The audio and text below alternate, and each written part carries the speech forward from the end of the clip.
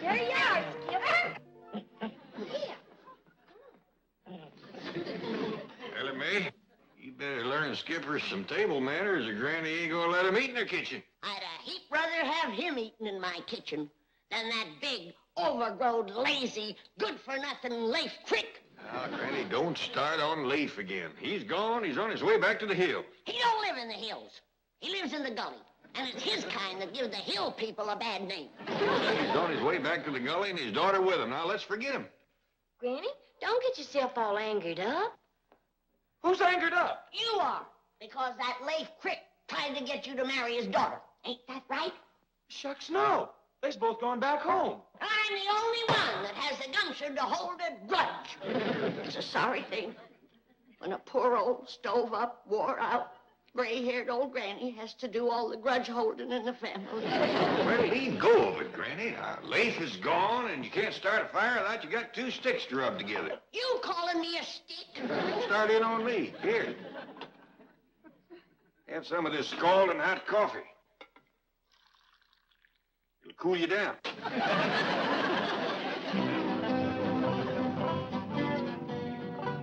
Here we are, Mr. Crick. Ma'am, I just don't know how to thank you. A fine, beautiful young city girl like you giving a poor old hound dog like me a ride in your beautiful automobile? Nonsense, Mr. Crick. The moment you told me that you were Mr. Clabbett's nearest and dearest friend... Like that, Jed and me. Two peas in a pod. Always was. I'd be so happy that you're staying over. Missing my own daughter's wedding to do it. But I says to myself, I says, Leif, I says, if you can pleasure Jed and Granny and them young'uns even that itty-bitty bit by staying over here like they begged you to, you just gotta forget your own pleasure. Just like Mr. Clabbett, always thinking of others. Like that, Jed and me. Two birds and a mule's tail. Always was. I wish I could stay and see this joyous reunion between two old friends, but I must be getting back to the bank. Yeah. You take good care of old Jed's money, you hear? You keep a tight hold on it now. Don't you worry, it's safe. That's comforting to know. It's comforting to know that Mr. Clabbett has friends like you. I hope you can stay for a while. I'm going to try my best. You got my word.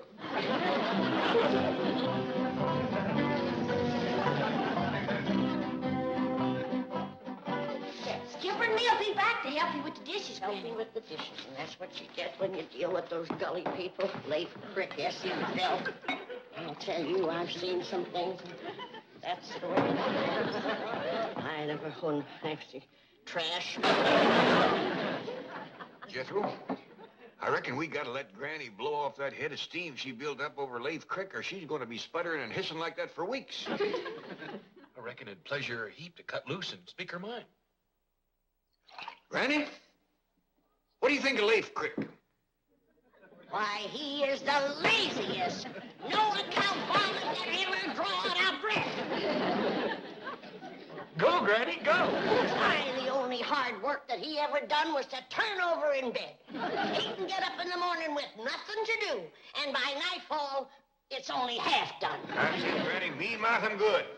His woman does all the work over at their place, and the only time she ever got him out in the fields, she had to sharpen the stumps so he couldn't sit down. Hold the lid off, Granny. Let her fly. The only nickel he ever earned was when his pa paid him 2 bits to stay away from the house. Why, he would whitewash his own ma and rent her out to haunt houses. Why, he's so lazy, even his scarecrows have to sit in a chair. You talk about a liar. Why, that Leif Crick, he wouldn't know the truth if he stepped on a dead foot. Go, Granny. He's like a catfish. All mouth, no brains. He's got whiskers like a catfish. Shifty-eyed, big feet. I don't want to talk about him no more. That's good, Granny. Them last two wasn't much anyway. I bet you feel a heap better, don't you? I feel wonderful. And I'm going to cook up a mess of the finest victuals that this family ever clamped their jaws on. Jethro and me has got some wood to cut out back. See you later, Gran.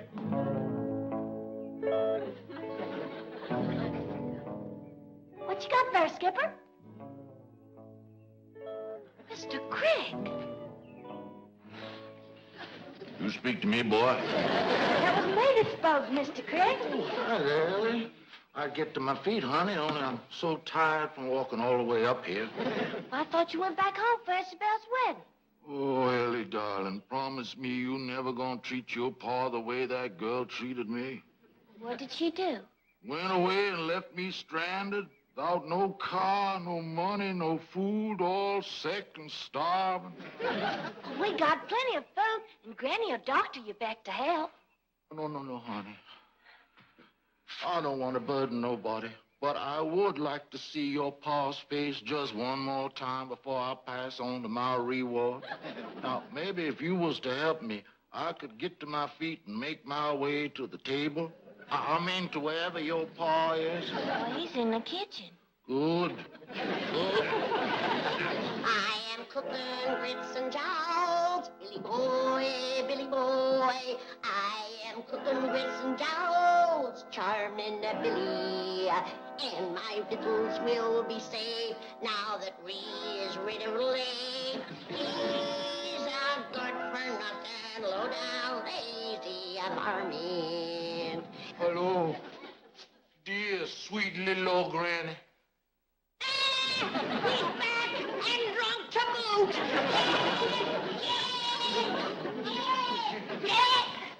What's the matter, Granny? It's Leif Crick. That good-for-nothing, low-down, lazy, victual-stealing, liquor-drinking gully jumper. Granny, I thought you'd blow it off, all that steam. I did, but he's back and I'm commencing to boil again. Leif is back? Yes, but not for long. Give me that axe. Dear old friend, I didn't have it in mind to bother you none, but Ellie Mae found me and forced me to come in and have some victuals to help me get my strength back. Well, you're always welcome at our table, Leif. Oh, no. I ain't looking for no handout.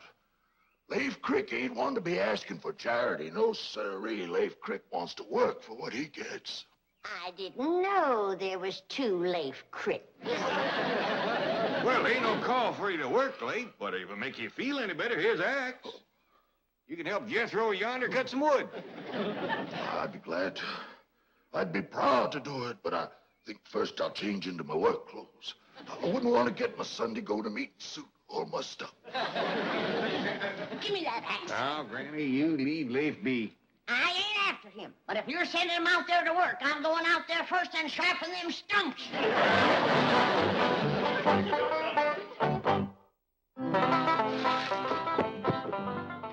That ain't a bad hour's work, Jethro. I'll say it ain't. Can we stop for victuals now, Uncle Jed? Quick as Leif gets through eating, Granny's feeding him first. Well, I thought Granny didn't like him. Well, it ain't that. It's just that it's dangerous for other folks to sit at a small table with Leif when he's eating. He'll swing his knife and fork around right lively. Like a snare drummer in a Possum Day parade. I was going, Granny. I'm going, Granny. Oh, cripple me, what, eh? What crippled your knee? Well, the rheumatiz, Granny. Now, if you was to give me a little bit of your rheumatiz, man, Move on. Well, Leif, you ready to go to work, are you? Can't hardly wait to sail into it, Jet. Got my working clothes on now. You notice the only place his working clothes is patched, don't you? Now, Granny. Maybe he's turned over a new leaf. Not unless there's food under it. What you got in the pan? Nothing. I was using it to dip grits and jowls for Leif. I couldn't keep ahead of him with a spoon.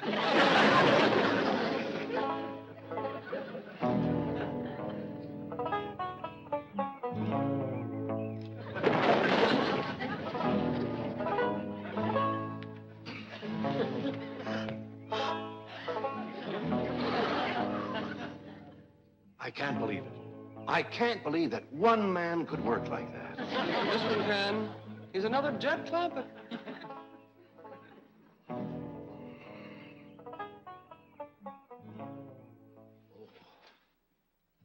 Howdy, Miss Hathaway, ma'am. I'm afraid you caught me resting a bit. Well, you deserve to rest. Why, from my place, it sounded like there were 3 or 4 men over here, sawing, chopping, splitting logs. Well, that's just the way I work, sir. Oh, Mr. Crick, permit me to introduce Mr. Clampett's next-door neighbor and the president of our bank, Mr. Drysdale. Pleasure to meet you, Mr. Crick. I ain't good enough to shake the hand of no bank president, sir. Now, don't be ridiculous. I'd be honored to shake your hand. It's all rough and full of calluses from working every day from sunup to sundown. Hi, George. You and Jed Clampett are certainly cast from the same mold. Is that like this, Mr. Drysdale? 2 peas in a pod. 2 bears and a mule's tail. Oh, well, if you gentlemen will excuse me, I'll run along and say hello to Jethro. Sit down, man. You must be exhausted. Shucks, no, Mr. Banker. The way I work, I could go on like this for days. Of course, it is beginning to catch up with me a mite. I ain't a young fella like you. Oh, I'm not so young. Well, according to Jed, you aren't. His exact words to me, he says, now, you be sure and speak to young Mr. Drysdale about that job. Job? Doggone it, I wasn't going to let that slip out. I was bound and determined not to. Well, you just forget it, Mr. Banker. It's Jed's idea, not mine. No, tell me all about it. Any idea of Jed Clampett's? I want to hear. Well, Jed, he had this notion that you could hire me to watch his money for him down to your bank. Oh, you mean like a guard or a night watchman? Night watchman. That sounds like it. I said it before and I'll say it again. Having Leif Crick around will lead to nothing but trouble. You're right, Granny. That's a fact. Yes, ma'am. I know the Cricks better than any of you. I knew his pa and his pa before him. And the 3 of them put together ain't worth the powder it would take to blow them up. You're right, Granny. That's a fact. Yes, ma'am. Leif Crick is all talk. A tongue bigger than a hay wagon. Why, he'd mealy-mouth you out of your eye teeth and sell 'em back to you. You're right, Granny. That's a fact. Yes, ma'am. When it comes to Leif Crick, I know what I'm talking about. And it won't do any good to argue with me. You're right. Let's all quit arguing with Granny so as we can eat. How can I dish the victuals if you don't hold your plates up? You're right. That's a fact. Yes, ma'am. Here you are. I've just left your friend Leif Crick. What a hard-working, industrious, wonderful man he is. What did you say? Then it's settled. If Jed Clampett wants you as a night watchman at my bank, a night watchman you are. If you put it that way, I'm afraid I can't take the job. Oh, why not? Well, it makes me feel like I'd treat a possum with Jed's hound. Oh, of course, I see your point. You don't want to feel, what's the word, beholden to Jed, eh? That's right, Mr. Drysdale. I'm a poor man. I'm as rough as a cob and plain as dirt, but I got my pride. You are like Mr. Clampett. Like that, Jed and me. 2 berries on a bush, all as was. All right. I'll say it was my idea to hire you. Now, when do you want to start to work? How about tonight? Can you get some rest? Rest? What's that? Mr. Crick, men like you are few and far between. Thank you. Boss. I tell you, Granny, the man is a veritable one-man sawmill. Cutting, chopping, splitting logs. You see, Granny, old Leif has changed. Well, if he has, I'm going to jump in that pond with all of my clothes on. In a bank, at night, with a gun, and $40 million. Yahoo! Yahoo! See, Granny? I told you so. Yahoo! My dog and Granny, she was right. Granny.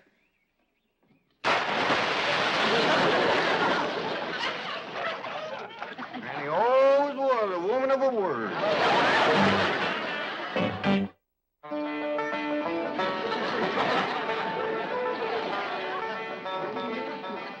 I fished your shoes out of the pond, Granny. I'll set them in the oven and let them dry out. Much obliged. Shoot! Bless you.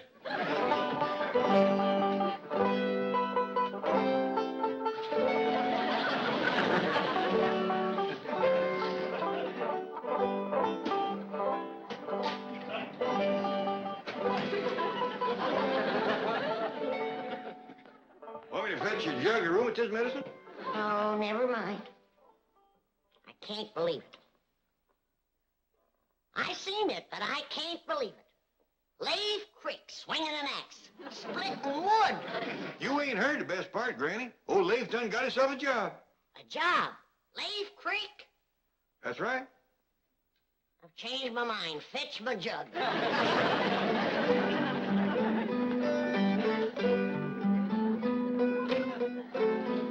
Yes, sir. Old Leif's gonna work down to Mr. Drysdale's bank.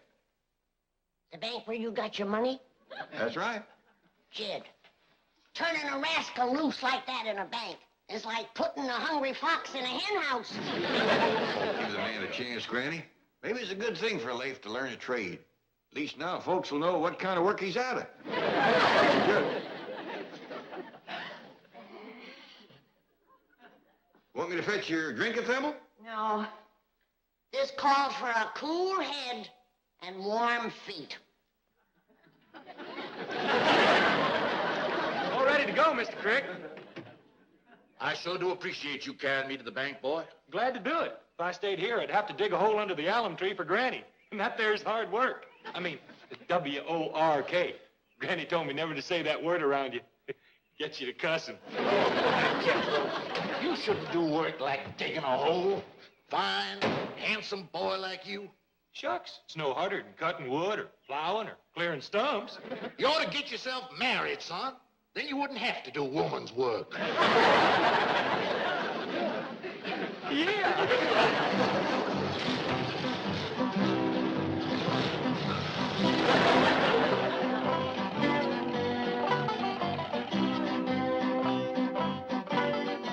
Make yourself comfortable, Mr. Crick. Mr. Drysdale will be right back. Thank you, ma'am.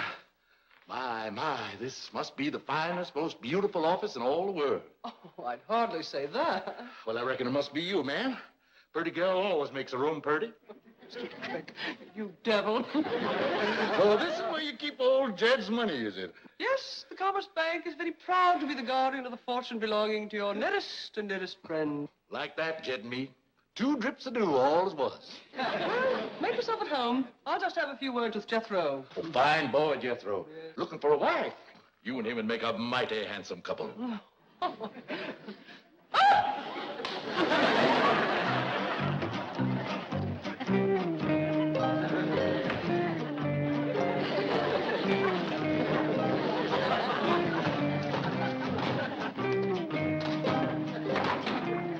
Well, blue blazes if they keep Jed's money.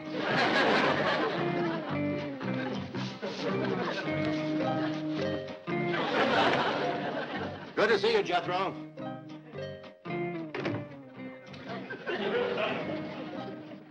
Mr. Crick, what are you doing?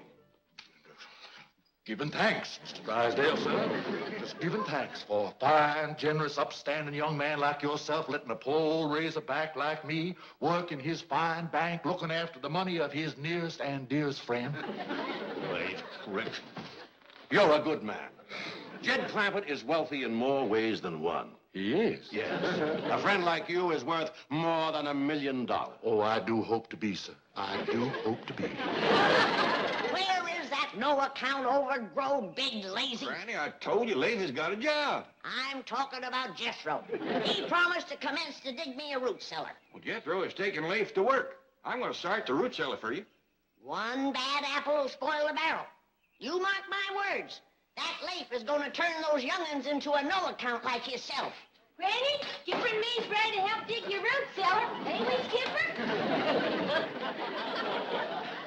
Come on, Skip, let's go. Don't look like them two, spoiled man. Give him time. Leif ain't going to be around to do much spoiling. I bet you Mr. Drysdale's got him working to beat the band right now.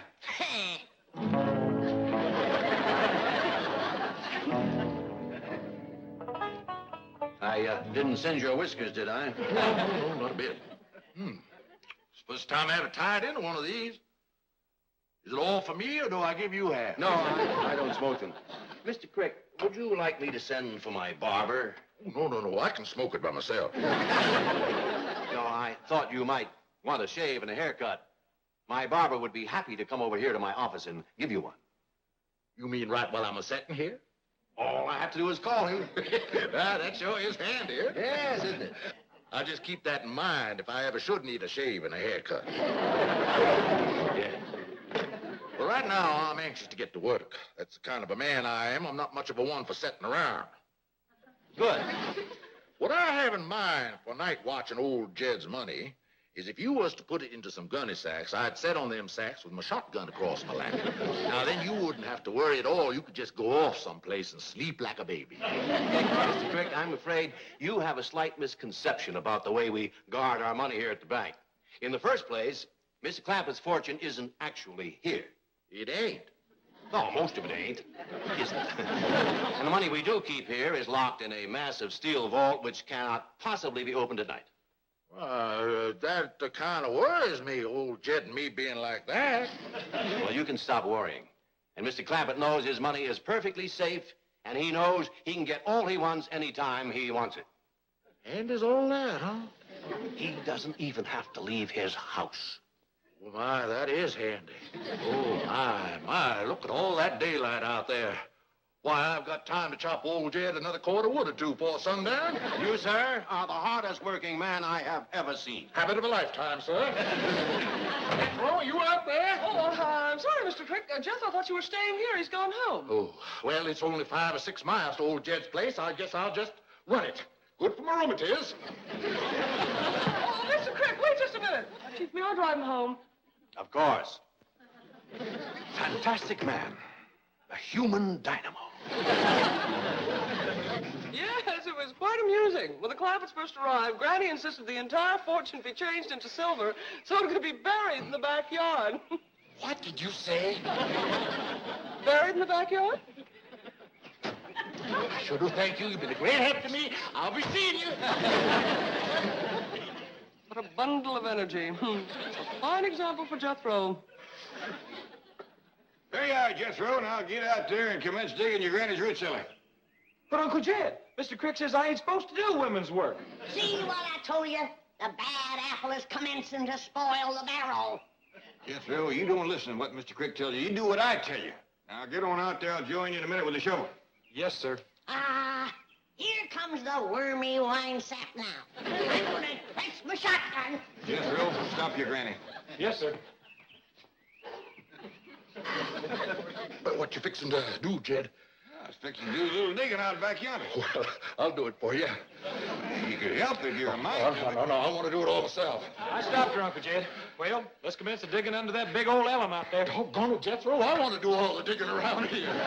Leaf, the kind of digging that Granny wants done would take one man all night. Well, hard work never hurt nobody. I'll see you in the morning. It's a miracle. A plumb miracle.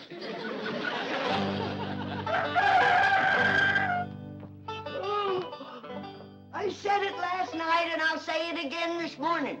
If that Leif Crick has dug me a root cellar, I'll jump back into the cement pond with an anvil in my arms. I wouldn't say too much, Granny. Leif's been right full of surprises lately. He's nothing but...